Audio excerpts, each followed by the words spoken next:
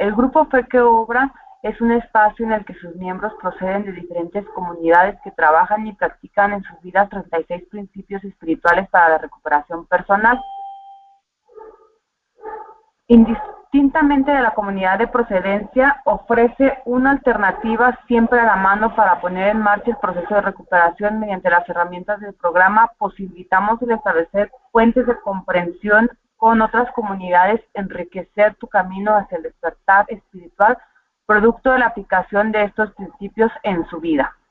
Nos reunimos haciendo uso de la plataforma tecnológica muy común entre la población mundial hoy en día, WhatsApp, lo que permite romper las separaciones del tiempo y espacio más allá de las fronteras y la organización del tiempo individual para hacer lugar en la agenda diaria. Y con solo un movimiento de la mano, el que se requiere para tomar el móvil, poder acceder a la reunión.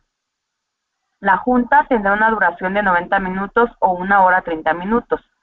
Les recordamos la onceava tradición que nos dice que nuestra política de relaciones públicas se basa más bien en la atracción que en la promoción. Necesitamos mantener siempre nuestro anonimato personal ante la prensa, la radio y el cine. Le damos una especial bienvenida a nuestro expositor invitado, la compañera Rocío, con el tema ¿qué rol juega el padrino en los 2 primeros pasos? Antes de iniciar, recordamos a todos que el tiempo es de 45 minutos para el tema y posteriormente 45 minutos para preguntas y respuestas. Les recordamos a todos nuestros invitados especiales nos comparten su experiencia, fortaleza y esperanza y respetamos sus puntos de vista en relación al programa, recordando que es un compartimiento, no un debate. Y bueno, compañera Rocío, adelante, la sala es tuya. Hola, muy buenas noches tengan todos. Mi nombre es Rocío, soy codependiente anónimo y Al-Anon hija de adulta. Además, pertenezco también a los grupos de neuróticos anónimos porque así me lo permite la tercera tradición. El tema que me han invitado a compartir esta noche es el rol que juega el padrino en los 2 primeros pasos. Y quiero comenzar con algo que dice el primer paso. Déjenme permiso aquí, que estoy tratando de compartir aquí donde está mi biblioteca. En el 12 y 12 de Alcohólicos Anónimos, en el primer paso plantea estas preguntas. ¿Quién quiere ser rigurosamente honrado y tolerante? A ver, pueden ir levantando su mano a ver quién quiere de ustedes. ¿Quién quiere confesar sus faltas a otra persona y reparar los daños causados?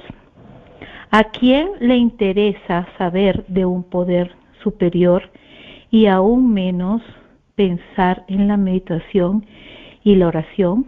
¿Quién quiere sacrificar tiempo y energía intentando llevar el mensaje al que todavía sufre? ¿Alguno de los presentes acá quiere eso? En el momento que llegó a una agrupación era lo que quería. En el primer paso, en los primeros pasos, lo primero que nos podemos preguntar es ¿qué llegué buscando yo a la asociación? ¿Por qué empiezo yo con Alcohólicos Anónimos? Porque Alcohólicos Anónimos es donde todo comenzó. Y nuestras comunidades han ido desarrollando el fruto de la experiencia que se inició con Alcohólicos Anónimos. Los pasos son los mismos. El programa es el mismo.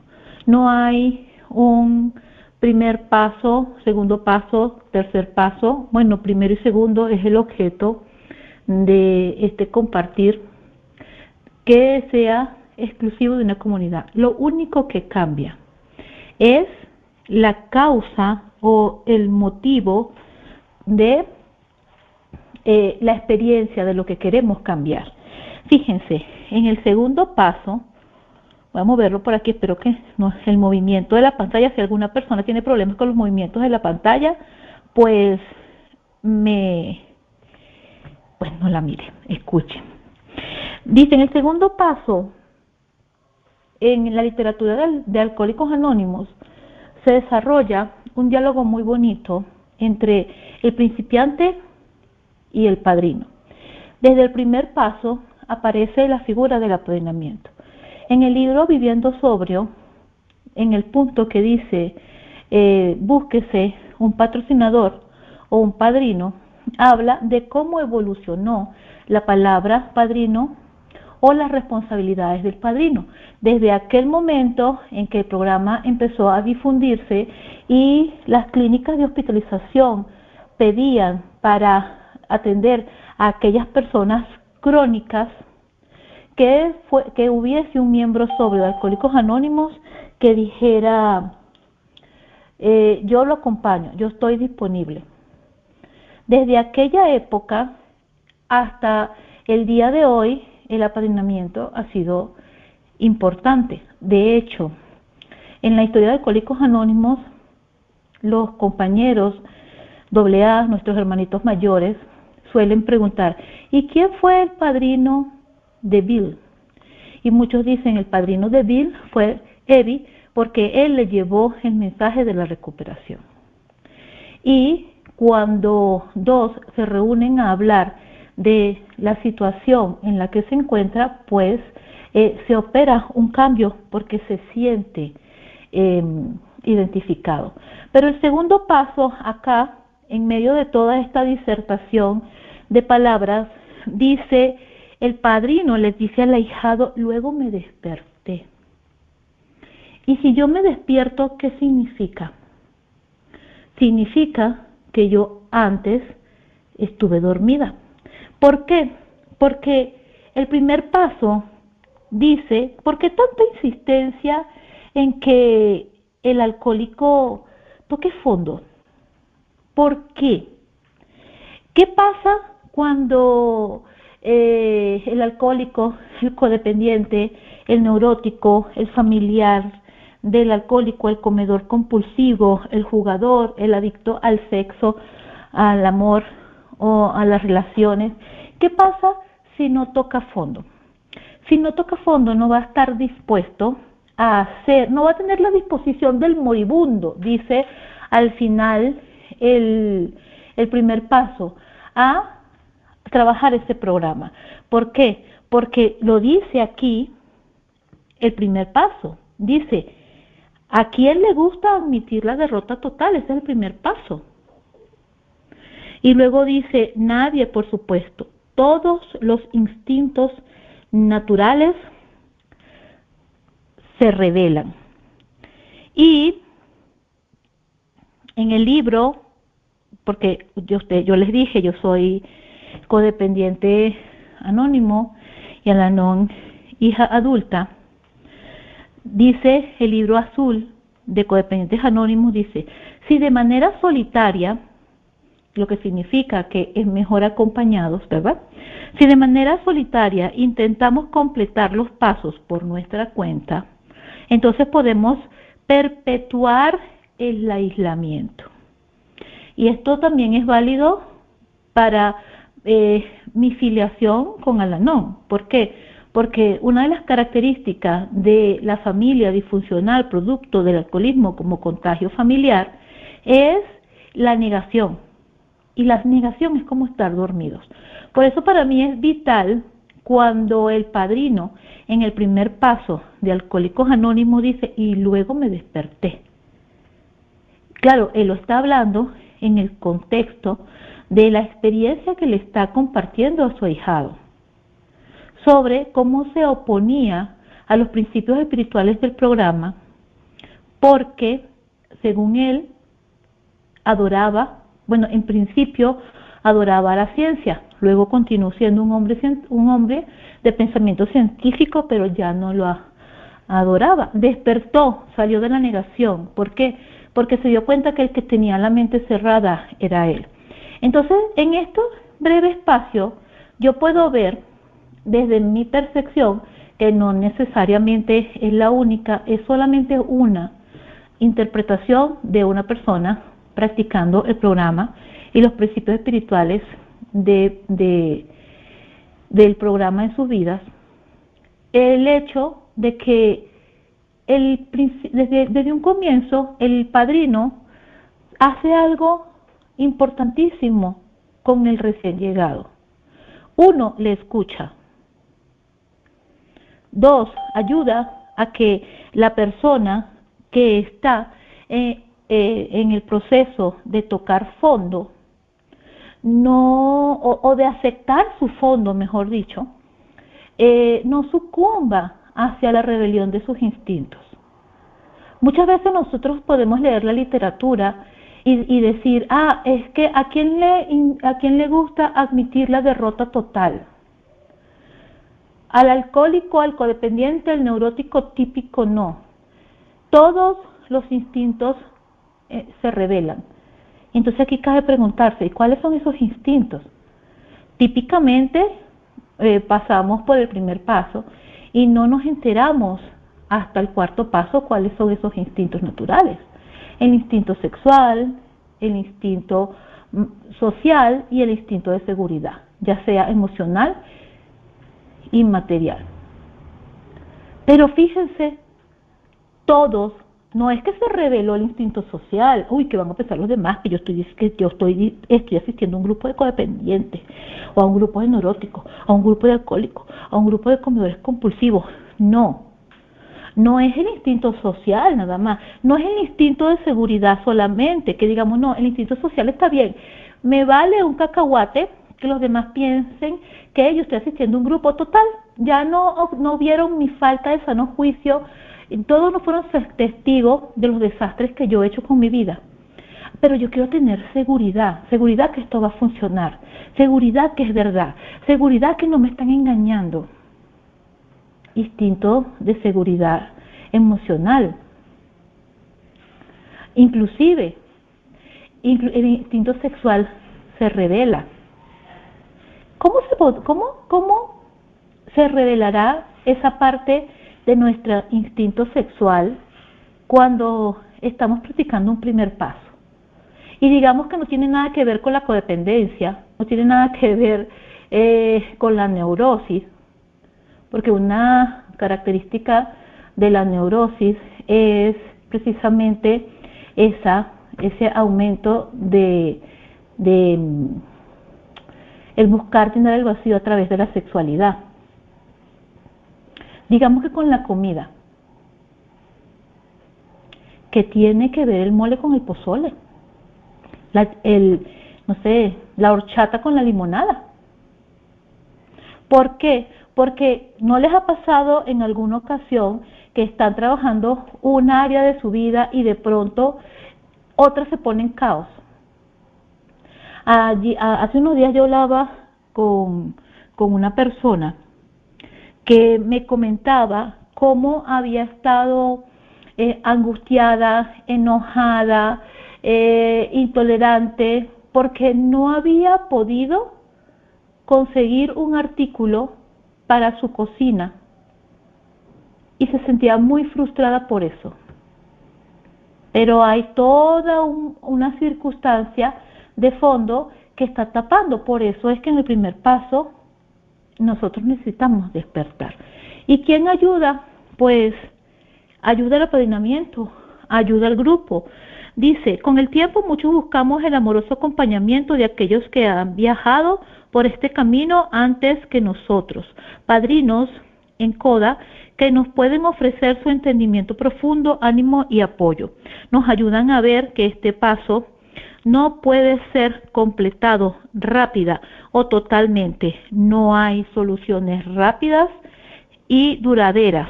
Es decir, no hay proceso de recuperación tipo Maruchan. Eso así no funciona. Sí se está compartiendo la pantalla, sí. Que estoy pasando de un libro a otro y no tengo otra herramienta, no tuve la oportunidad para hacer una presentación.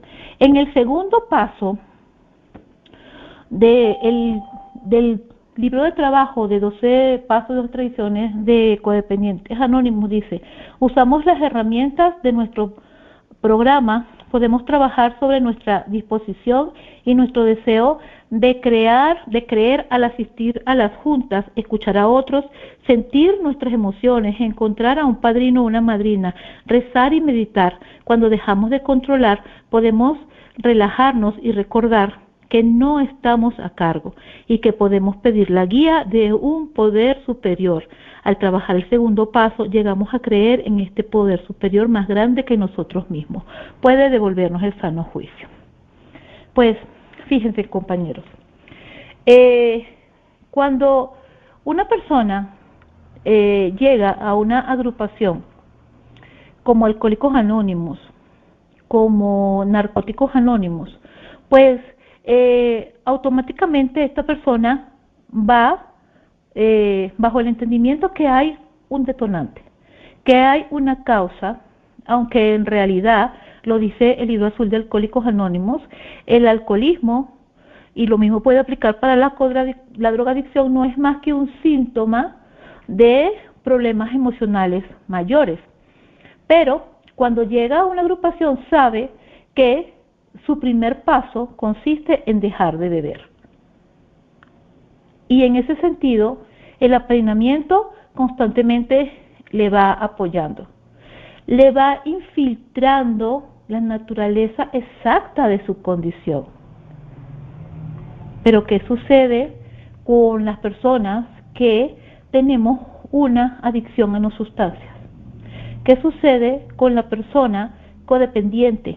Yo recuerdo en una oportunidad que un compañero de NA me dijo: yo no entiendo a los codependientes. ¿Cómo es eso que la codependencia es una adicción? Bueno, hay diferentes ángulos. La codependencia es multifactorial. Si un codependiente no se puede, ¿cómo se fuma una persona? Pero resulta que toda esa intoxicación está en el cerebro, en todo lo que se produce en esa lucha de poder o en esa satisfacción oculta que puede proporcionar el control cuando ofrece seguridad. ¿Cuáles son las causas del control? El miedo. ¿Miedo a qué? Miedo a padecer, miedo a que las cosas se salgan de control. Entonces, si yo no quiero que se salga de control, ¿qué hago? Pues controlo, vigilo, observo y corrijo todas las variables de todo aquello que yo considero que puede salir mal. El problema es que en el caso de la codependencia, en el caso de los familiares de los alcohólicos, nosotros no podemos controlar a otra persona. Nosotros lo único que podemos hacer es hacernos cargo de nuestra propia condición y de nuestra propia necesidad. Por eso, en el ANON, en el libro Valor para Cambiar, dice: busque practicar los 12 pasos, pero no todos a la vez. Empiece a practicar con la ayuda de la literatura, la asistencia a las reuniones, y búsquese un padrino o una madrina. ¿Por qué? Porque a través de el compartir de experiencia, fortaleza y esperanza, el padrino o madrina puede ayudar al ahijado a que se ahorre de 10 a 15 años de sufrimiento. ¿Y dónde dice eso, Rocío? Porque es tan fácil repetir como lorito y llegar y después decir: ay, es que yo escuché que en un compartimiento dijeron, y es que yo escuché que Rocío dijo. Lo dice el primer paso de Alcohólicos Anónimos. ¿No me cree? Vaya y búsquelo. Solamente al tener apadrinamiento y saber que cuando mis instintos, todos, no uno, todos, la vida se vuelve un caos. Yo recuerdo que un compañero que recientemente falleció, en una oportunidad lo escuché decir que cuando él llegó a la comunidad de Alcohólicos Anónimos le dijeron: ahora se te va a despertar el hambre, toda el hambre que tenías dormida. Y él pensó que se iba a poner obeso, que quizás porque no iba a dejar de beber, se iba a poner compulsivo en comer, cosa que les pasa a algunos miembros. sustituyen una dependencia por otra, sustituyen dejar el alcohol por comer o dejar el alcohol por el cigarrillo. De hecho, Bill W. murió de un enfisema pulmonar. Pero ¿qué sucede? Cuando se entra en un proceso de abstinencia, que el proceso adictivo es un estado de fuga, es un estado de sedación emocional, es un estado en el que hago cualquier cosa para pretender controlar lo que está pasando en mi vida. Por eso, cuando si mi tendencia, si mi experiencia es ubicarme, por ejemplo, dentro de lo que es la neurosis, el primer paso de Neuróticos Anónimos dice: admitimos que éramos impotentes ante nuestras emociones y que nuestra vida se había vuelto ingobernable. ¿Alguna vez se han sentado simplemente a decir: no quiero pensar en esa persona, no quiero pensar en esa persona, no quiero pensar en revisar una cuenta, no quiero mirar si está en línea, no quiero comerme ese bocado compulsivo, no me quiero fumar un cigarrillo, no me quiero tomar una copa de alcohol, no quiero hablar, no quiero gritar, no quiero sentirme mal, no quiero? ¿Alguna vez se han sentido así? Como en esas películas antiguas que tenían, digo películas antiguas porque he visto cómo se monta la fotografía en ese tipo de imágenes, ¿no? De películas, que ponen una cámara que se mueve en círculos, ¿no? Y es como que todo viene al mismo tiempo y en todas las direcciones. Es dificilísimo lidiar con la obsesión. Entonces, ¿qué hago para lidiar con la obsesión? Me fugo. ¿Me fugo en qué? Me fugo en una adicción subyacente. ¿Qué ayuda el apadrinamiento? El apadrinamiento ayuda para que desde la experiencia, fortaleza y esperanza, yo pueda aprender de lo que el padrino o madrina me está diciendo que él hizo y que no le funcionó. De hecho, en el segundo paso de Alcohólicos Anónimos, pues dice que Alcohólicos Anónimos o el programa en sí no te pide absolutamente nada. Todo lo que te pide es que tengas una mente abierta. Y por si alguien tiene dudas de que el apadrinamiento está desde el inicio del programa, pues solamente basta leer la literatura. Dice: al llegar a este punto sus padrinos se ríen. Para el recién llegado esto es el colmo, es el principio del fin. Y sí, es el principio del fin, es cierto. Es el principio de fin de su antigua forma de vivir y comienzo de una vida. Su padrino probablemente le dice: tómelo con calma.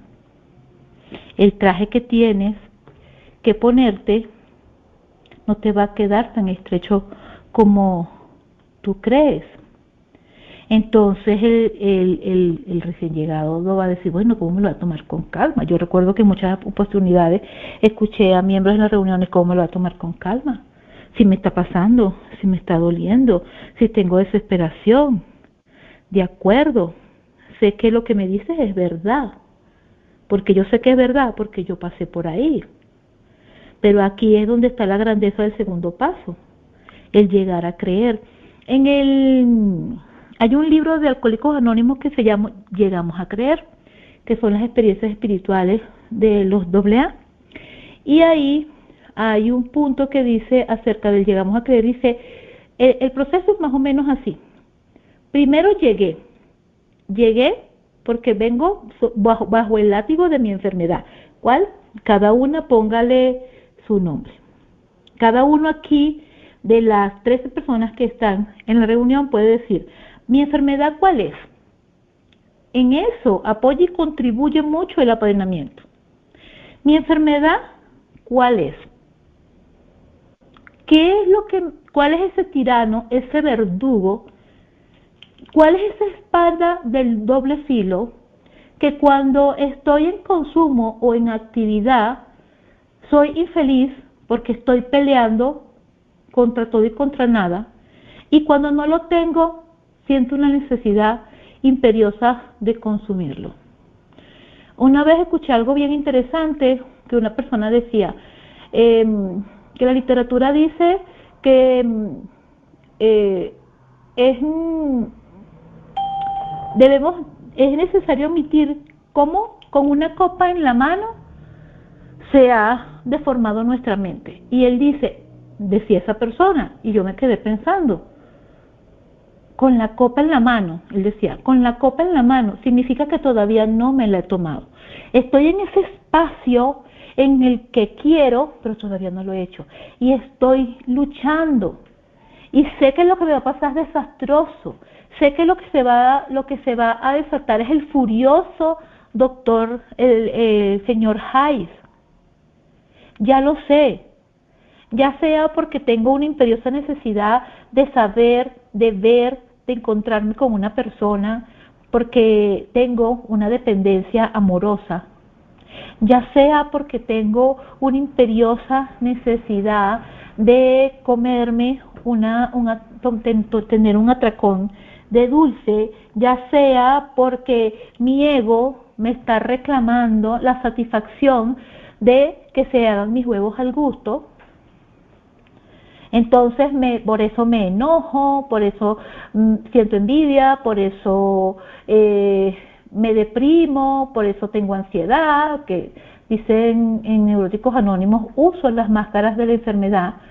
Sea cual sea las circunstancias que me estén llevando, pues tengo un momento antes de.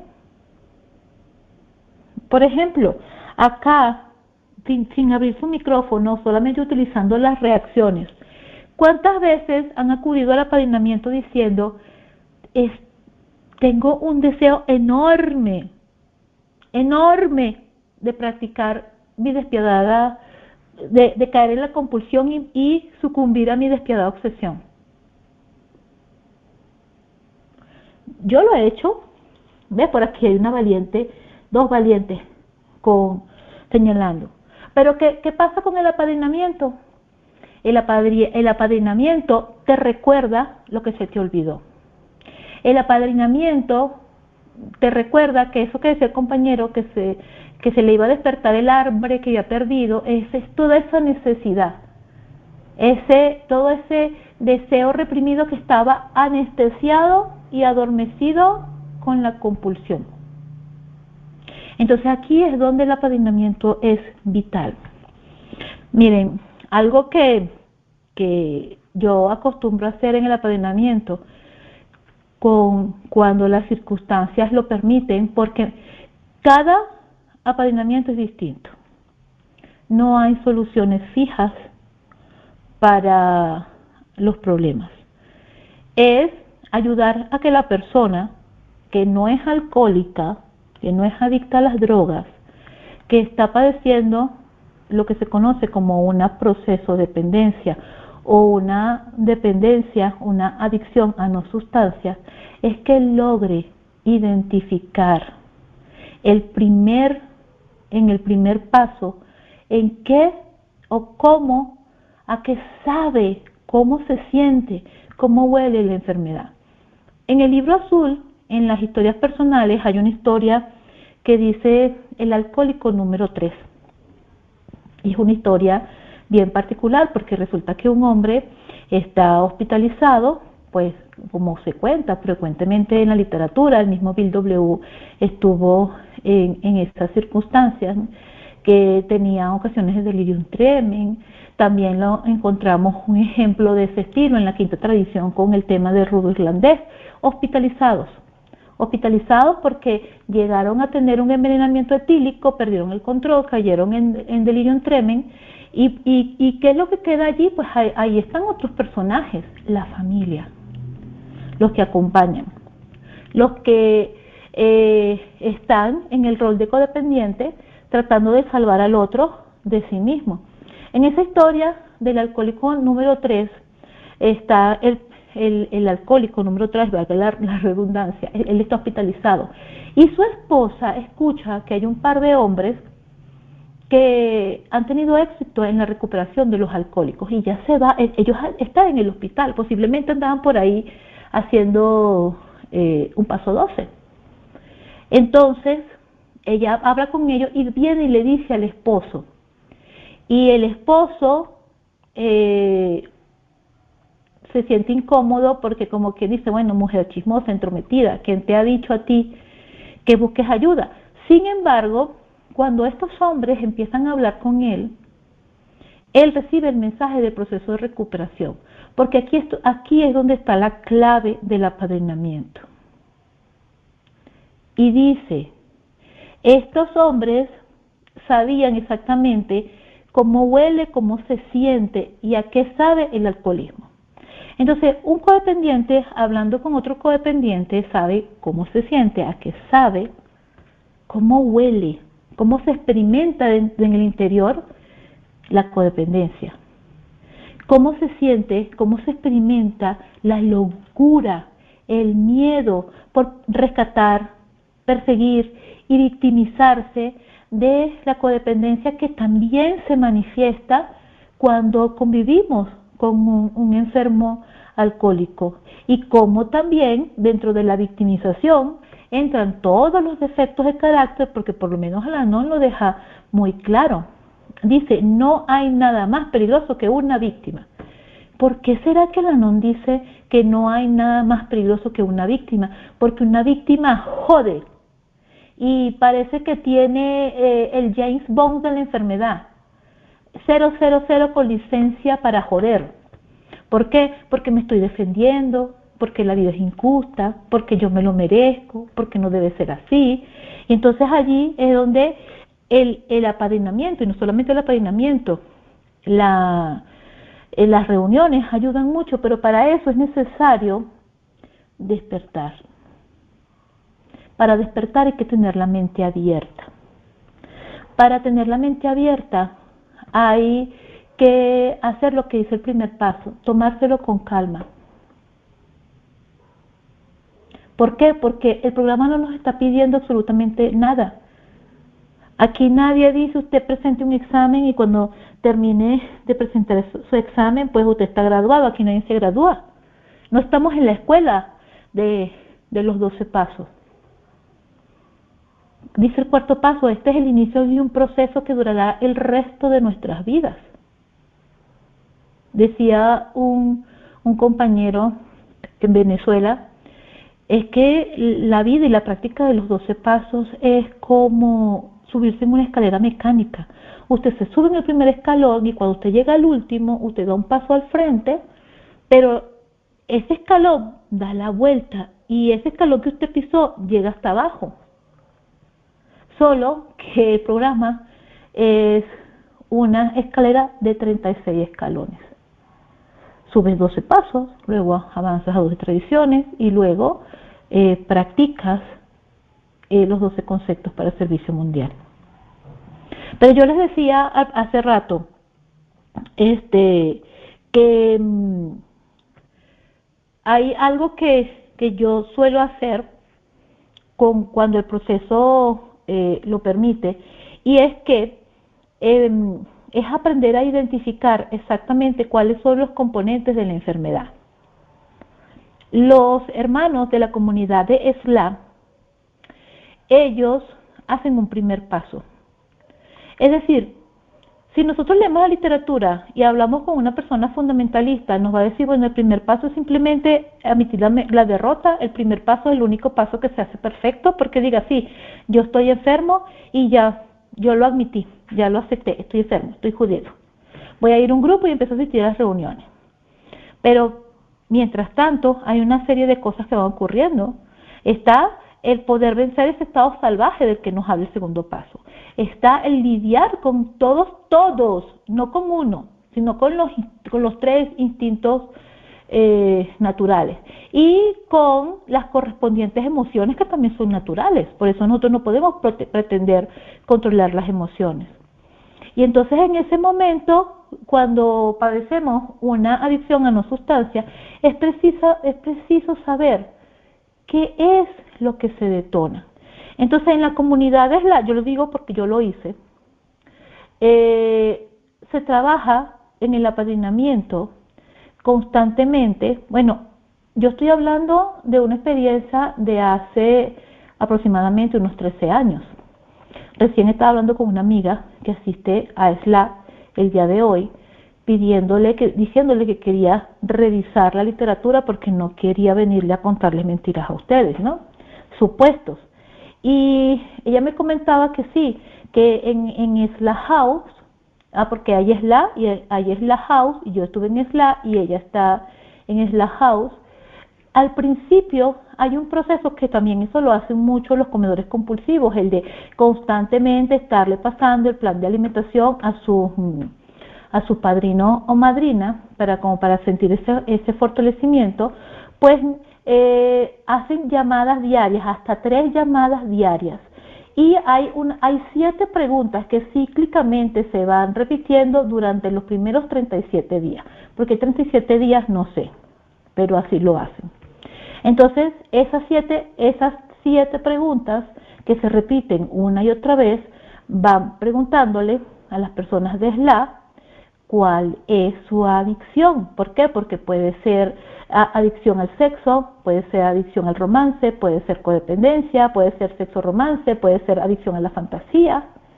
Entonces, ¿cómo en este caso, el relacionarnos con otras personas, el trabajar, el comer, son procesos que nosotros necesitamos para la vida? No es como el enfermo alcohólico o el adicto a las drogas, que si no consume drogas no se va a morir. Al contrario, va a empezar a vivir. Si no consume alcohol no se va a morir.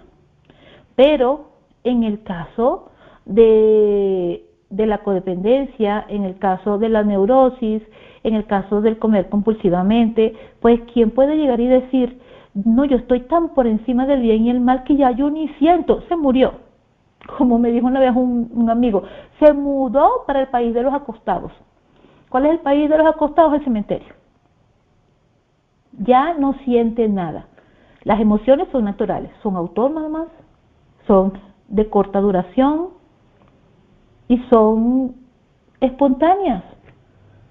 Nosotros no podemos vivir sin emociones. Pretender vivir sin emociones no tiene sentido. Pero cuando yo entro en un estado de lucha con mis emociones, de temor, que se sale de control, pues tengo un problema mental y emocional. El apego es necesario e importante y fundamental para la vida. Los seres humanos, desde que nacemos, desarrollamos apego. Y podemos desarrollar diferentes tipos de apego. Lo ideal es que para tener un desarrollo mental y emocional saludable, desarrollemos un apego seguro, que nos permita establecer relaciones nutritivas con otras personas. Pero necesitamos establecer un apego. ¿Por qué? Porque los seres humanos somos la única especie que nace totalmente indefensa. Pero nosotros hablamos en los grupos de apego y parece que tenemos que echarle agua bendita al que lo dijo, porque para que eche humo, porque está hablando de algo que es peligroso. No, o sea, yo ayer, en ocasión de que el día de hoy, acá en México se celebra el Día de las Madres, preparé un flan. Lo hice con la intención de, por supuesto, disfrutar de una porción, pero yo vivo sola y no me voy a comer un flan completo. ¿Qué hice? Lo partí en 6 porciones y hoy lo regalé. Regalé 4 porciones y dejé 2 para mí. Una que me comí ayer y la otra la tengo en el refrigerador. ¿A quién se lo regalé? A mujeres que recibieron la bendición de ser madres. Y que quise agradarle. Ese flan es costumbre en algunos lugares en Venezuela que se le pone ron. Y ese flan tenía ron. Yo no tengo problema con el alcohol.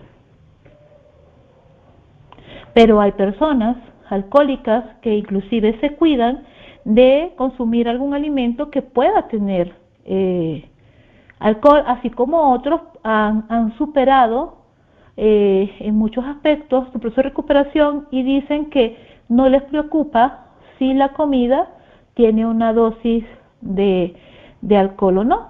Y bueno, y es que a fin de cuentas el alcohol con el fuego se esfuma y queda solamente el sabor. Pero cuando yo tengo miedo, el miedo puede hacer estragos conmigo. Yo tenía una compañera de trabajo que siempre hablábamos de cómo las personas agudizan y profundizan, o los seres humanos, yo me incluyo, puedo agudizar y profundizar un problema porque me desbordo emocionalmente. Y que muchas veces el que hace más daño es el miedo. De hecho, clínicamente está demostrado que el estrés hace mucho daño. El cortisol intoxica terriblemente. Ella decía, mi abuelita me contaba una historia. Un día estaban la tortuga y la serpiente platicando. Y la tortuga le dice a la serpiente, serpiente, tú sí eres mala porque tú matas a la gente. Y la serpiente le dice, no, yo no mato a la gente. ¿Cómo que no? Si cuando tú muerdes a la gente, se mueren con tu veneno. No, yo no mato a la gente se muere por el miedo. Vamos a hacer una demostración, por supuesto, esta es una fábula, no es que se vayan a buscar una serpiente a ver si es verdad. Ella dice, iba un transeúnte, sale, la serpiente lo muerde y sale la tortuga. Cuando la persona ve que la que lo mordió fue la tortuga, sigue su camino, tranquilo. Pero entonces viene otro caminante y viene la tortuga y lo muerde y sale la serpiente. En lo que el transeúnte ve la serpiente, le da un infarto y se muere, lo mató el miedo. Entonces, cuando estoy en un proceso de acompañamiento, el apadrinamiento me ayuda a distinguir cuáles son las causas de mi enfermedad. ¿Cómo? Hablando, acercándose y dejándose guiar. Desafortunadamente, el apadrinamiento es vital no solamente en los 2 primeros pasos, en los 12 pasos. El primer paso dice que, ¿por qué tanta insistencia en admitir la derrota total? Pues porque el resto de los pasos depende de eso, depende de esa derrota. Vamos a ver si lo ubico por acá. Este es el segundo.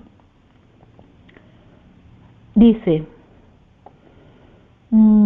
la práctica del resto de los 11 pasos supone actitudes y acciones que casi ninguno que todavía esté en actividad podrá siquiera soñar en adoptar. Por eso empezaba este compartimiento diciendo, ¿quién quiere ser rigurosamente honesto y tolerante? ¿Quién quiere confesar sus faltas a otras personas y reparar los daños? ¿A quién le interesa saber de un poder superior y aún menos pensar en la meditación y la oración?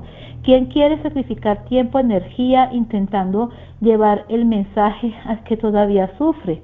Pues al que está en estado salvaje, el que está con sus instintos haciendo una rebelión, pues le va a ser muy difícil. Y se necesita poder separarse de la causa, del detonante. Y muchas veces a quienes estamos en un proceso de recuperación de una adicción a no sustancias, pues eso nos cuesta porque seguimos practicando y consumiendo de manera directa o encubierta. Cuando se trabaja el primer paso, se determina qué es lo que te hace exactamente a ti como ser. Alguien tiene un micrófono abierto, Isela, vamos a cerrárselo. Exactamente cómo tiene que ser. Yo recuerdo que cuando yo llegué al grupo de codependientes anónimos, yo empecé a escuchar en las reuniones y un día sentí un puente de comprensión con una compañera. Fue la primera vez que me atreví a acercarme a alguien a hablarle de lo que yo estaba sintiendo, de lo que me estaba pasando. Y nos apartamos y empezamos a hablar. Y ella me dijo algo así que en aquel momento yo no comprendí. Es que es importante que tú identifiques qué es lo que te hace ser codependiente, ¿qué es lo que hace que esas respuestas tuyas surjan? Y me dijo, es algo así.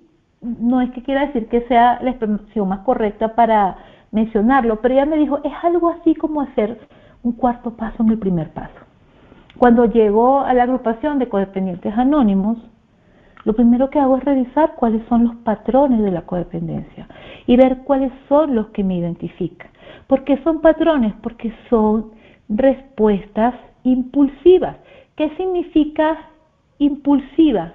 Compulsivas, que no has tenido ni siquiera tiempo de pensarlo cuando ya lo estás haciendo. Es una compulsión. Yo antes pensaba que una compulsión se refería a la cantidad. Que una persona, por ejemplo, un comprador compulsivo era compulsivo porque compraba mucho. Que un comedor compulsivo era compulsivo porque comía mucho.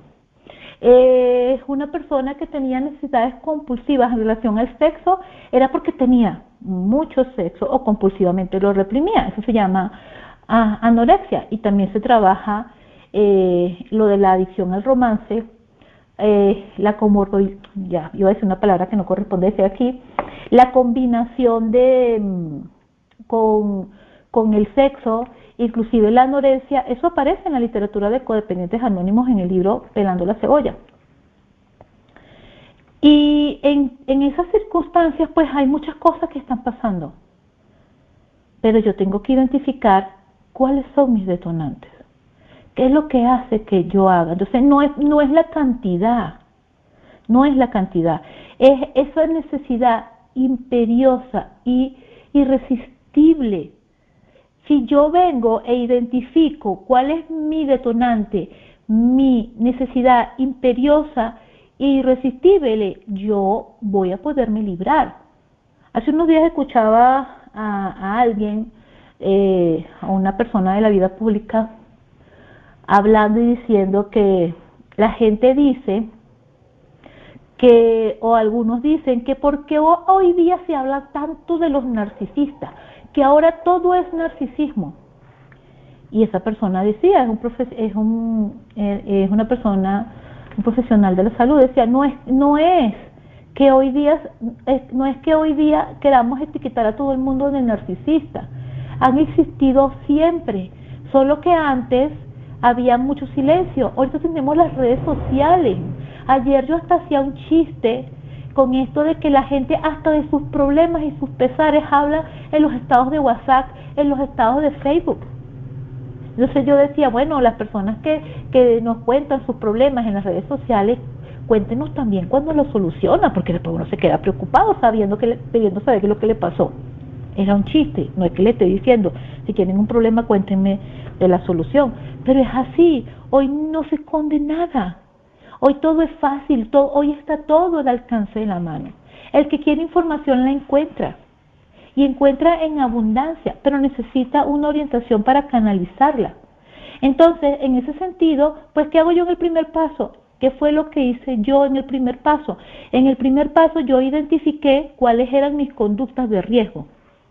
O sea, primero, cuáles eran mis conductas de adicción. Es decir, yo me engancho con facilidad.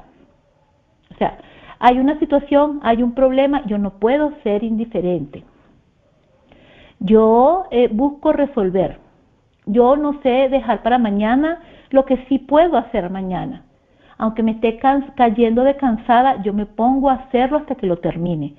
Yo doy más de lo que los demás esperan de mí. Entonces después, cuando los demás me exigen más, entonces me resiento y digo que son injustos y que son explotadores, cuando soy yo la que estoy mal enseñando a las otras personas, dándoles más de lo que correspondía.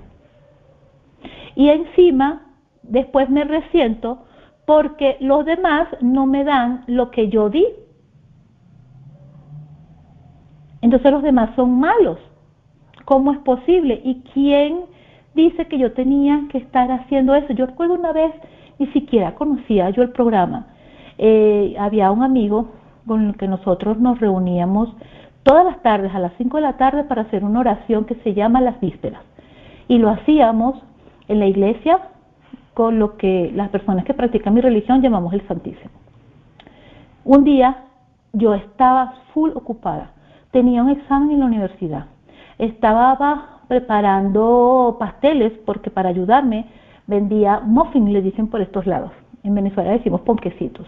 Entonces estaba haciendo masas para los ponquecitos, estaba horneando, estaba estudiando. Yo puedo estudiar y meter en el horno una bandeja, pero estar fuera de la casa no. Y yo tenía la costumbre. Yo no fui capaz de decirle, oye, yo no voy a ir hoy, porque yo estoy full ocupado. Hoy vas a tener que estar solito. Y resulta que yo llegué, dejé de estudiar, dejé la mitad de la preparación para hornear. Bueno, cuando regrese lo horneo, y resulta que yo llego y él no llegó. Y cuando llegó, yo estaba, o sea, puede ser que puede ser que me quede calladita, pero como dicen por ahí, mi cara tiene sus títulos. Entonces, cuando él llegó y me vio la cara, cuando me vio la jeta, porque a veces decimos, no, pues si yo no hice nada, yo ni dije nada. Pero hay algo que se llama agresión pasiva, y específicamente en la literatura de Coda habla de las formas no agresivas de violencia y control. Están en el libro azul de Codependientes Anónimos. Si tienen un ratito de tiempo, búsquense, en la biblioteca del grupo está. Formas no agresivas de violencia y control. Es decir, es violencia, pero no te tienen que golpear, no te tienen que recordar toda tu generación. Entonces, cuando él me ve, pues hay una reacción que yo inicié. Yo estaba enojada, no me avisó, yo sí llegué y estaba molesta porque yo dejé de hacer lo que tenía que hacer, y resulta que él sí tuvo otra cosa que hacer, pero él sí dijo, yo voy a hacer lo que tengo que hacer, y está bien, era lo que yo tenía que haber hecho. Yo me enojé muchísimo, y ¿sabes qué era lo que más me enojaba? Que en vez de llegar y responder al reflejo de mi cara y de mi jeta, que no llegara y me dijera, ay, Rocío, lo siento mucho, que me diera todas las explicaciones. Y yo recuerdo que en aquel momento, cuando yo asistí a mi dirección espiritual, que en esa época no conocía el programa, por eso no le estoy hablando de un apadrinamiento, y le cuento a la persona que me acompañaba espiritualmente, me dijo, y no empezaste, tu inconformidad no empezó porque tú decidiste dejar de hacer lo que tenías que hacer. Y era verdad. Entonces, cuando yo vengo y digo, estos son mis comportamientos típicos, yo me engancho, yo me obsesiono, yo rescato, yo me victimizo, yo dejo de hacer lo que tengo que hacer por mí para hacer lo que los otros necesitan y después me quejo que no lo tengo. A mí me gusta estar cómoda. Entonces, en ese momento yo digo, bueno, ¿cuáles son mis conductas de riesgo? ¿Cuáles son mis conductas que me llevan hasta ahí? ¿Cómo se descubre eso con el apadrinamiento? Porque el apadrinamiento me puede decir, oye, recuerda lo que te pasó aquella vez. Recuerda cuando esto pasó. Y entonces, yo que estaba dormida, cómoda. Aquí es donde yo recuerdo la metáfora del capítulo 1 de las leyes de la enfermedad mental y emocional, que dice que, me encanta esa metáfora de que estábamos como que sintiendo el placer, la libertad, cuando éramos apenas un embrión, todavía no éramos ni un feto. Y de pronto empezamos a crecer. Y esa metáfora me encanta porque crecer significa cambiar, significa expandirse, y ya el espacio chiquito no nos gusta. No nos gusta movernos en ese espacio reducido. Entonces, en ese momento yo tengo que darme cuenta que hay conductas de riesgo. Que siempre yo no voy a estar así con mi negación, que me apapacha la enfermedad, y el apadrinamiento no es para que te digan, ay, arrurú, no te preocupes, sigue así, no. El apadrinamiento ofrece amor adulto. El apadrinamiento ofrece, a través de la experiencia, fortaleza y esperanza, y la literatura y el programa. Hoy nos lo recordaba la compañera representante del comité de apadrinamiento en unas pequeñas líneas. No se necesita leer un capítulo completo para que el programa se vaya infiltrando dulce y suavemente en nosotros. Es desde la experiencia, es desde el programa. No empezar a buscar cosas raras. Entonces, ahí yo identifico mis conductas de riesgo. En el paso 1 de Codependientes Anónimos, dice, empezamos a escuchar a Dios. O sea, aprendemos que hemos hecho lo suficiente. Quiero salirme de aquí porque se me pone oscuro aquí la pantalla, pero no quiere salir. Aprendemos que hemos hecho lo suficiente cuando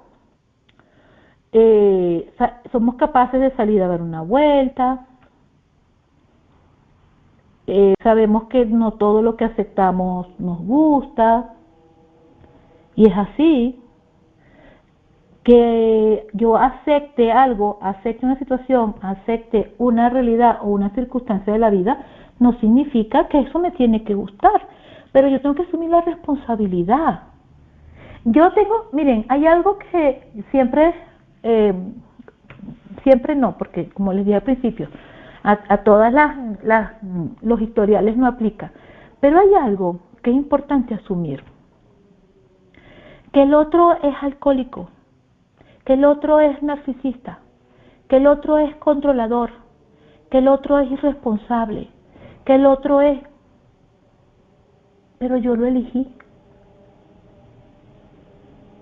¿Por qué lo elegí? Porque lo elegí desde mi enfermedad.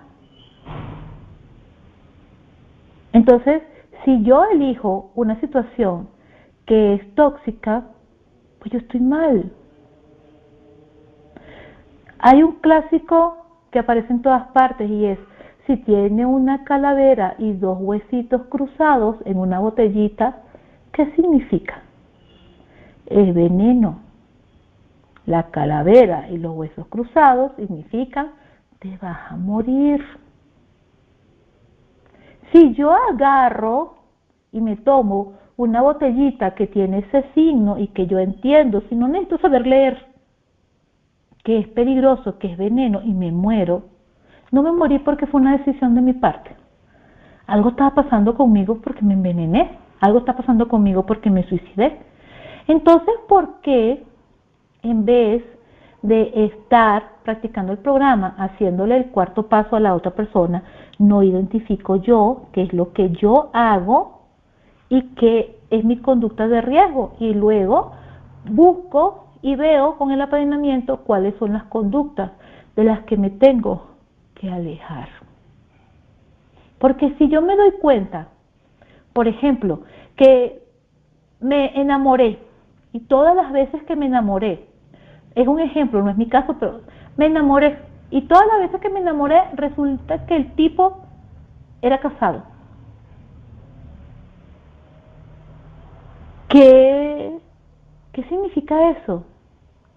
Que un poder superior, un Dios de mi entendimiento, lo tiene contra mí y todos los hombres que me ponen en el camino son casados. O quizá yo me fijo en los signos y las características, en todo el lenguaje no verbal que transmite aquella persona, y por eso yo elijo a esa persona. Yo la elegí. Hay un lenguaje no verbal. Yo recuerdo una vez que a mí me impresionó en la literatura de Al-Anon, que creo que está en Valor para Cambiar. Si no es Valor para Cambiar, es Esperanza para Hoy. Que dice una persona que estando en recuperación y acabando de salir de una relación difícil con su pareja alcohólica, un día sale y va a un bar. Y en el bar, entre cientos de personas que estaban en ese lugar, menos que era un lugar muy grande, había una chica en la barra. Y él se acercó y empezó a hablar con ella. Y resulta que esa chica tenía problemas con el novio, estaba deprimida, tenía problemas en la familia. En ese momento se dio cuenta, asumió la responsabilidad de la decisión, o sea, sabía que no podía manejar esa situación, que iba a caer en una actitud de compulsión. Entonces, ¿qué hizo? Dijo que iba al baño y se fue. Y luego me quedé pensando, ¿por qué entre tantas personas yo escogí precisamente? Porque todo el lenguaje no verbal, este que está aquí, este que tiene este olorcito, este es el que me gusta. Estoy buscando el que tiene el olorcito. Pero a lo mejor este que tiene el olorcito es el objeto de mi obsesión y mi compulsión. Ese que tiene estos ademanes, o es piquito de oro, decimos en Venezuela, el que habla bonito, tiene como característica mi compulsión. Dime, Estefanía. Pues ya son los 45 minutos, pero adelante, interesante. Bueno, ya concluyo. Entonces, en resumen, ¿a qué ayuda el apadrinamiento de todo esto que les he ido exponiendo en la literatura en los 2 primeros pasos? Me ayuda a vencer el aislamiento. Me ayuda a identificar las causas y mis detonantes. Me ayuda a través de su experiencia y la motivación a participar en el grupo a encontrar mis propias soluciones. Me ayuda a despertar. Me ayuda a tomarlo con calma. Me ayuda a tener una mente abierta y receptiva. Me motiva constantemente a asistir a las reuniones. Me tiende una mano cuando mis instintos naturales se revelan, como escuchándome. El apadrinamiento es vital, no solamente para los 2 primeros pasos, para todo el programa. Pero muchas veces llegamos al grupo pensando que necesitamos un apadrinamiento para el 4.º paso. Y en realidad, como dicen en Codependientes Anónimos, podemos hacer el programa en solitario, y el Viviendo Sobrio de Alcohólicos Anónimos lo dicen. Es lo primero que dicen en la sugerencia punto 11, que dice, búsquese un patrocinador. Dice, no todos los miembros de Alcohólicos Anónimos han tenido padrino. O sea, que no es una obligación. Sin embargo, luego menciona todas las virtudes, toda la ganancia que se obtiene al dejarse acompañar. Y en CODA dice, hacer el programa en solitario, con todo lo que implica que les acabo de leer, que se corre el riesgo del aislamiento. Dice, hacer el programa en solitario es como ir cruzando el mar en una balsa. Hacer el programa con apadrinamiento es como cruzar el mar en un crucero. ¿Quieres una balsa o quieres un crucero? Muchísimas gracias por escucharme.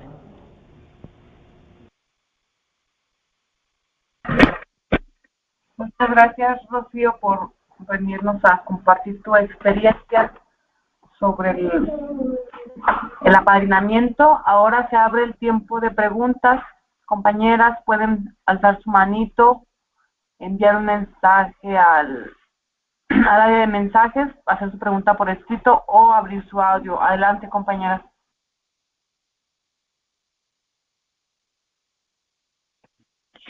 Hola, buenas noches. Yo tengo una pregunta. Soy Luna. Adelante, Luna. Sí, mi pregunta es, ¿cómo le haces, como al ejercer el servicio del apadrinamiento, cómo le haces para no, por ejemplo, en mi caso, yo soy codependiente, y para no hacerte codependiente de los ahijados, por ejemplo, o hasta dónde se puede no engancharse o apegarse a los ahijados? Gracias.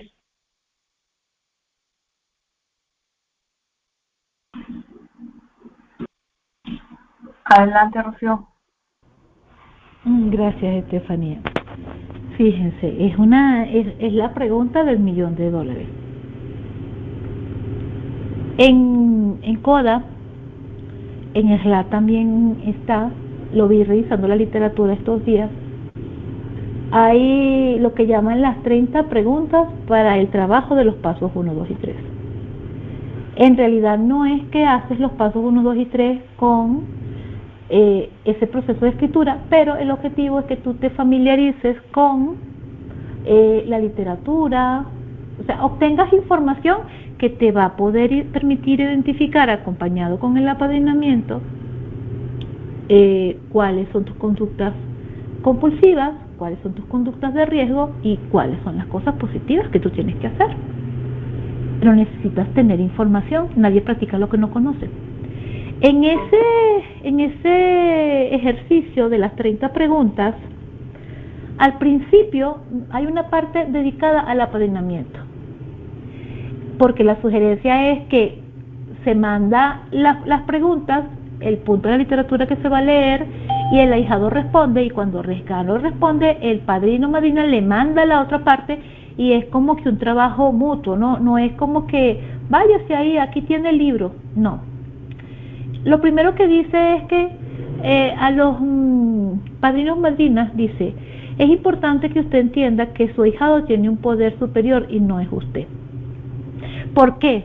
Porque si yo soy codependiente y no estoy trabajando el proceso de recuperación, si yo soy codependiente y no he identificado cuáles son mis conductas, mis detonadores para el control, entonces voy a llegar a la reunión llorando y quejándome porque le dije a mi ahijado o ahijada que hiciera tal o cual cosa o tal lectura, porque en mi experiencia es lo que corresponde y lo dice también en la misma literatura, y resulta que no lo hizo, y entonces yo voy a andar enojada. Si yo sigo haciendo eso, ¿no creen ustedes que estaría practicando enfermedad? Estaría desatando mi neurosis porque estoy dejando que mis emociones se desborden. Estoy molesta porque quiero controlar las actitudes del ahijado. Entonces dice, recuerde que el ahijado tiene un poder superior y no es usted. Y yo recuerdo que eso fue lo primero que me dijo mi padrino. Me dijo, yo no te voy a decir qué hacer. Es decir, no quiere decir que no vamos a hablar, no quiere decir que no voy a, si me preguntas cuál es mi opinión, cuál es mi perspectiva, mi experiencia, no la voy a dar. Pero yo no le voy a decir al otro, tú no hagas esto o tú tienes que hacer esto. ¿Por qué? Porque así me lo dijo mi padrino, mi primer padrino, porque cuando tú no lo hagas yo me voy a resentir. Y luego me voy a ir con mi madrina a decirle que estoy resentido contigo porque tú no sigues la sugerencia. Y va a llegar un momento de que de tanto estar con el wiri de estarme quejando, mi madrina a lo mejor se va a molestar y va a tener que irse a padrinar y todos vamos a callar como piecitas de un dominó. Entonces aquí lo mejor siempre es practicar desde el inicio el desprendimiento emocional. Pero lo fundamental es el apadrinamiento. Una persona que apadrina tiene padrino. ¿Por qué? Porque cuando pierde la perspectiva, tiene a quién acudir. ¿Qué te pasa, Rocío? Estoy enojada porque fulanita de tal hizo o no hizo. Imagínense, yo ayer escuché a una persona decir que no había tenido ocasión de estudiar los pasos con su madrina. Y yo estuve mucho tiempo con el tema, no solamente de las 30 preguntas, sino con las preguntas de lo que de lo que va ocurriendo con esa persona. Y yo pensé, entonces significará que estudiar los pasos con un ahijado para algunas personas será sentarse con ellos en la misma mesa y decirle, la M con la A suena ma, la M con la E suena me. ¿Será? Pero yo me reí y llegué y le dije, ¿cómo? Y entonces, luego nos reímos juntas. ¿Por qué? ¿Pero por qué me acerqué? Porque dije, habrá algo más que me hace falta, porque el apadrinamiento es una responsabilidad. El apadrinamiento es un acompañamiento. Hay una frase que me gusta mucho que dice, ahijado, caminaré contigo a tu lado, no caminaré detrás de modo que te vaya empujando, ni caminaré delante de modo que me vaya siguiendo. Caminaré contigo a tu lado de manera que nos acompañemos los dos como iguales. La codependencia está allí, pero una vez iniciado un proceso de recuperación, tiene maneras de evitarse la práctica de la enfermedad. Una persona que está en enfermedad activa no puede dar apadrinamiento. ¿O ustedes han visto alguna vez en Alcohólicos Anónimos apadrinándose con el borrachito que está hecho pipí tirado en la esquina? Gracias por escucharme. Gracias, Rocío. La compañera Ana escribió una pregunta, te la leo. Dice, ¿cuál es la diferencia entre lástima, compasión y amor? Adelante, Rocío. Bueno, a ver cómo lo enfoco desde el programa. En Al-Anon se dice que cuando nosotros estamos haciéndonos cargo de lo que al otro le corresponde hacer por sí mismo, nosotros le estamos faltando el respeto. ¿Y por qué le estamos faltando el respeto? Porque estamos considerando al otro incapaz de hacer por sí mismo lo que él debería poder hacer por sí mismo y evitándole la experiencia de sus propios errores. Cuando yo tengo lástima por una persona, pues yo lo considero incapaz. Lo considero incapaz, creo que no puede por sí solo y lo veo como una persona inferior. Cuando tengo compasión, yo me identifico con el otro. La compasión es parte de la empatía. Puedo llegar y decir compasión, o sea, siento pasión con el otro, siento ese dolor, ese sufrimiento, entiendo. Cuando una persona está sufriendo, yo siento compasión.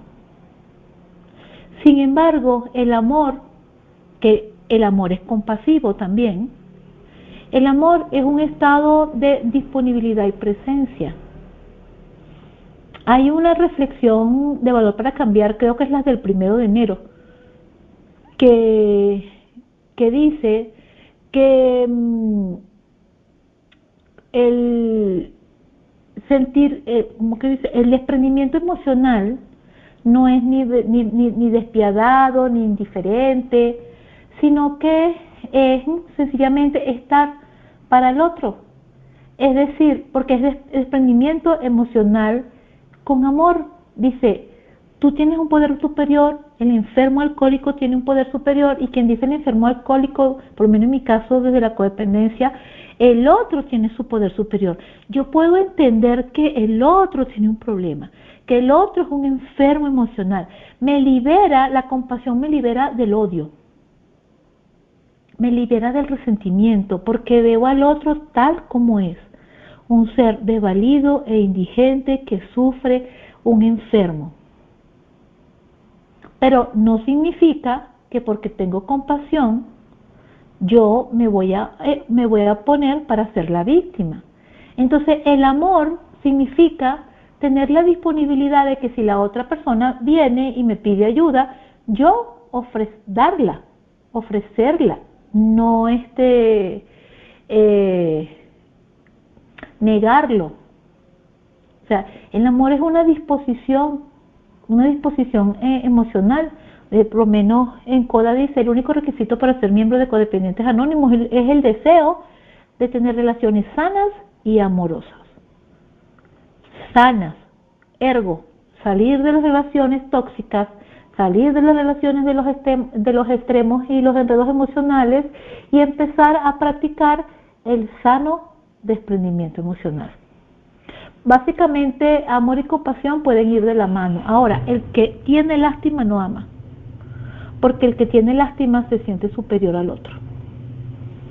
No sé si tienes alguna, si pude dar una respuesta, Ana.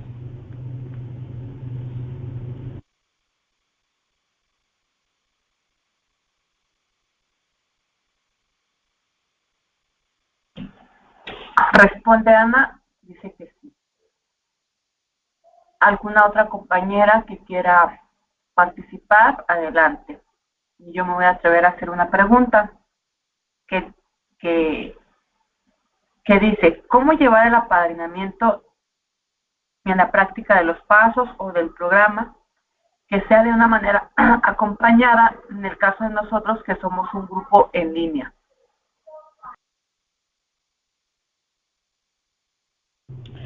Pues fíjate, desde mi experiencia, yo me empecé a sentir mucho más acompañada en mi apadrinamiento en línea que en mi apadrinamiento en grupo presencial. Cuando yo llegué al programa, yo tenía un padrino. Mi primer padrino, hoy por hoy, un cercano y querido amigo. Yo, por lo general, he mantenido vínculos de amistad muy saludables con las personas que me han acompañado en el camino. Y yo a él lo veía para el apadrinamiento regularmente cada 7 días. Cuando digo regularmente era porque no exactamente era así. Es decir, podía ser que yo quedara de acuerdo con él nos vimos hoy martes y la próxima semana nos vimos el miércoles. O nos vimos el miércoles y la próxima semana nos vimos el lunes. O sea, a veces podían pasar 7 días, a veces podían pasar 10 días, a veces podían pasar 5 días. ¿De qué dependía? De mi necesidad, o sea, de mis crisis y mis estados emocionales. Recuerden que estaba nueva, estaba recién iniciada, y de la disponibilidad del tiempo del padrino. El teléfono, la terapia telefónica que se menciona desde el Viviendo Sobrios de Alcohólicos Anónimos y en todos los grupos, en los manuales de apadrinamiento, pues básicamente eran mensajes de texto. Pero ¿cuánto podía decir yo en 140 caracteres? Entonces era como que si yo sentía algo, si a mí me estaba pasando algo en un momento, si yo estaba en un momento de crisis o de necesidad o de atención, no tenía acceso a eso. Y mis reuniones eran una vez a la semana, porque yo llegué por primera vez a un grupo de codependientes anónimos. Y con eso empecé mi proceso de recuperación. Pero cuando yo conocí los grupos en línea y empecé un proceso de apadrinamiento virtual, y en el caso con mi padrino actual, pues el acercamiento se dio. ¿Por qué? Estamos en el mismo grupo. Si yo hago una tribuna, que no necesariamente, porque yo puedo estar sintiendo un movimiento emocional y no necesariamente tener la necesidad de írselo a contar a mi padrino, pero sí hay cosas que están pasando por mi mente, hay situaciones que me están afectando. Entonces, si yo hago una tribuna, yo voy y él la puede escuchar, o yo puedo agarrar mi teléfono y dejar un mensaje de voz, sabiendo que ya yo hice la parte que me correspondía, lo saqué de mí y esperé. Por lo general, yo no espero mucho y procuro que las personas que me han regalado su confianza para acompañarles no esperen demasiado cuando me dejan un mensaje. Responderles la inquietud que tienen. Pero eso depende de cada quien. Yo estoy tranquila con mi condición emocional de la codependencia, pero si yo estuviera experimentando episodios neuróticos a causa de mi codependencia por el apadrinamiento, tendría que decir, tengo que poner una pausa. Entonces, y para eso me ayudaría mi propio apadrinamiento. Es decir, yo he sentido más cercanía, más presencia de mi apadrinamiento desde que tengo ese contacto y esa fluidez en línea que cuando inicié. Es verdad que yo mi padrino no lo puedo ver, no me puedo sentar con él en la misma mesa y mientras yo me tome un té, él se tome un té frío, porque mi primer padrino no tomaba café, le caía mal. Hoy vive en Argentina y toma mate. Es verdad, pero más allá de eso, ¿para qué yo necesito tener a la otra persona enfrente? Igual, si yo estoy en grupo presencial hoy y necesito apadrinarme, ¿qué recurso voy a utilizar? El teléfono. La única diferencia es que de vez en cuando voy a ver físicamente a esa persona. Hoy día existen las cámaras. Hoy alguien me preguntó si nos podíamos ver y yo andaba un poco ocupada, pero respondí y dejé un mensaje de voz. Entonces quedamos con el pendiente de que esa posibilidad de vernos a la cara, porque el lenguaje no verbal es importante, pero yo no sé ustedes, pero yo, a menos de que yo quiera abrazar y besar a mi padrino, que no lo voy a hacer porque este tipo de cercanía más es una conducta de riesgo que un proceso de recuperación en el apadrinamiento. ¿Para qué quiero yo tener a la otra persona a 1 metro de mí? O a medio metro si lo quiero tener muy cerquita. Entonces yo particularmente, yo siento mucha cercanía en mi proceso de apadrinamiento y espero que las personas que acompaño también de alguna manera me sientan cerca, aunque no me puedan mirar a la cara. Esto es lo que te puedo decir, Estefanía. Muchas gracias, Rocío. Bueno, yo lo comento porque desde mis inicios yo llegué a un grupo en línea y al iniciar el apadrinamiento me da risa porque es lo mismo que comparto, de que vamos a estudiar los pasos, ¿no? Y bueno, pues yo sí empezaba a estudiar los pasos, pero me sentía perdida. Le pregunto esto a la madrina, no le pregunto. Y bueno, gracias, ha durado el apadrinamiento y ha cambiado, ¿no?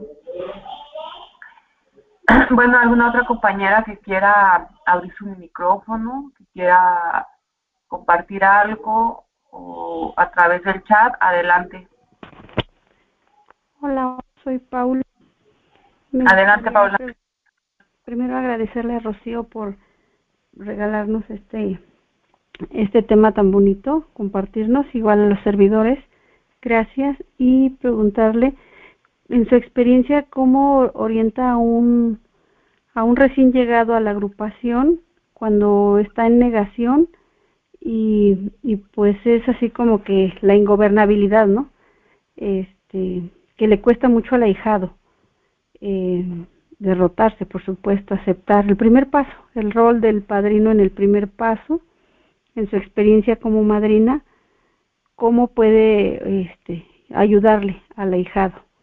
Gracias.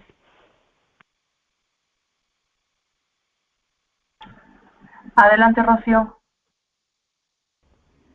Gracias por la pregunta. Fíjate, cuando una persona llega por primera vez a un grupo, lo decía lo digo por mi experiencia, por la experiencia que he recibido como regalo de otros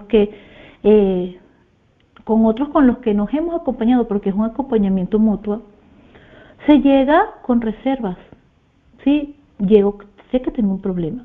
Por lo menos en mi caso particular, yo llegué considerando que la razón de mi codependencia era la persona que representó mi fondo emocional. Esa era la persona culpable. Para el Al-Anón es el alcohólico el del problema. Para el codependiente es la otra persona. ¿Por qué? Porque no se ajustó al proyecto, al plan o a la fantasía construida en la mente. Y es típico escuchar en las reuniones, yo lo viví, lo escuché en reuniones de Alcohólicos Anónimos, también lo he escuchado de otros compañeros codependientes, que se llega con la idea de que a partir del programa yo voy a empezar a dejar, voy a dejar de ser un bebedor problemático, voy a dejar de ser una persona, ya no me va a afectar la conducta del otro, todo me va a resbalar. Y no se trata de eso. Se trata de aprender a conocernos y de asumir la parte de la responsabilidad que nos corresponde. Llegamos dormidos, por eso es que despertamos. Entonces, cuando yo llegué así y yo progreso en la recuperación, cada nuevo principiante me recuerda a mí cómo llegué yo. Y si yo me mantengo en contacto con el programa, escuchando, porque lamentablemente hay gente que no escucha, quiere llegar a que lo escuchen. obtener alivio, pero no escuchan. Escuchando al que llegó nuevo, yo voy a primero a tener tolerancia, voy a tener comprensión, voy a saber que esa persona está en el estado salvaje y le voy a permitir su etapa de alivio. Es decir, que llegue, que hable, que se manifieste, que hable de su problema, que saque todo lo que tiene que sacar a través de la catarsis, ya sea que su catarsis sea en la reunión, como lo promueve, por ejemplo, Neuróticos Anónimos, o con el apadrinamiento, como se hace en Al-Anon y CODA, porque en CODA, en los grupos de CODA, que son tradicionales y de 36 principios, la catarsis es de 3 a 5 minutos y no se repite. ¿Por qué? Para no caer en la práctica de la victimización y la autocomiseración. Entonces es como que si necesito abordar, ahí está el padrino o la madrina. Entonces el padrino o la madrina para el principiante lo dice la literatura de Alcohólicos Anónimos, y no se nos debe olvidar que ahí comenzó todo. El padrino, cuando el ahijado necesita más un amigo comprensivo y amoroso, el apadrinamiento se lo da. Entonces, si una persona se siente mal, está triste, está desesperada, pues le permite el alivio cuando está nuevo. Ahora llega un momento en que ya cuando la persona está en su proceso, que como quien dice, se vació. Entonces, en ese momento, el padrino o madrina viene y le dice, vamos a empezar a analizar, vamos a empezar a leer la literatura. Cada comunidad tiene sus trabajos específicos. Por ejemplo, en Al-Anon hay un libro hermoso, maravilloso, que se llama En búsqueda de la libertad personal. Es cómo llevar en sentido práctico a la vida diaria los 12 pasos, las 12 tradiciones y los 12 conceptos para el servicio mundial. Todo es en primera persona y de la vida diaria. En CODA están las 30 preguntas para el trabajo de los pasos 1, 2 y 3, las 40 preguntas para el trabajo del cuarto y el quinto paso. Y en la medida que ya la persona va escribiendo, va estudiando, va responsabilizándose, va mandándole su parte, la parte que le corresponde al padrino madrina la lee y le hace preguntas y le dice, aquí estás diciendo esto. Hay personas que hacen un maravilloso trabajo. Yo he acompañado a varias personas que han escrito las 30 preguntas y yo me pongo y a veces me atraso escuchándolas, pero me pongo y escucho. Y le digo a las personas, cuando alguien está haciendo trabajo de escritura, como es diario y no es una sola persona, yo le digo, cuando tengas algo específico que preguntar, porque se puede perder entre todo el trabajo de escritura, dímelo, tengo esta duda, quiero platicarlo. Y entonces yo escucho y yo comparto mi experiencia, comparto lo que dice la literatura, y el ahijado o ahijada toma la decisión que le corresponde en función de su discernimiento. Pero hay que permitirle al principiante vivir el proceso que yo viví. Yo una vez le dije a una persona, pero no se lo dije por chocante, yo le dije, cuando tengas 15 años en el programa, vas a hablar como yo. Pero yo se lo dije porque esa persona estaba diciéndome, ay, que tú sí conoces la literatura, ay, que tú sí sabes. Pues son 15 años escuchando, leyendo, una y otra vez lo mismo. Entonces es imposible, eso es como cantar el himno nacional. ¿Ustedes no saben el himno nacional de su país? Pues yo sí me sé el himno nacional del mío. Todos los lunes lo cantábamos en la escuela. Entonces es un proceso, entonces hay que permitirle al otro vivir el proceso que yo tuve gracias a la generosidad de los que llegaron antes que yo. Yo no puedo llegar y decir a una persona, ay, ya no te autocomiseres, ay, ya no te victimicen, ay, practica la literatura. Pero si yo llegué en estado salvaje, yo llegué quejándome, yo llegué culpando a los demás de lo que me pasaba. Yo llegué pensando que la vida era injusta. Entonces, ¿por qué si yo llegué así, no voy a mirar hacia atrás y mirar con ternura al que llegó y decir, y verme a mí cuando llegué? Pero claro, todos los casos no son iguales porque no todo el mundo tampoco practica el programa. Hay personas que simplemente quieren venir a vaciarse. Y bueno, ahí es donde se ve el progreso, que para unos es más lento, para otros es más corto, pero como dice las promesas de Alcohólicos Anónimos, cuando preguntas, ¿son estas promesas extravagantes? No lo creemos. Se están cumpliendo entre nosotros, a veces más rápido, a veces más lento, pero siempre se cumplen. Todo tiene un proceso. Al principiante hay que dejarle ser principiante, pero no va a ser principiante para toda la vida. Eso es lo que yo puedo decir.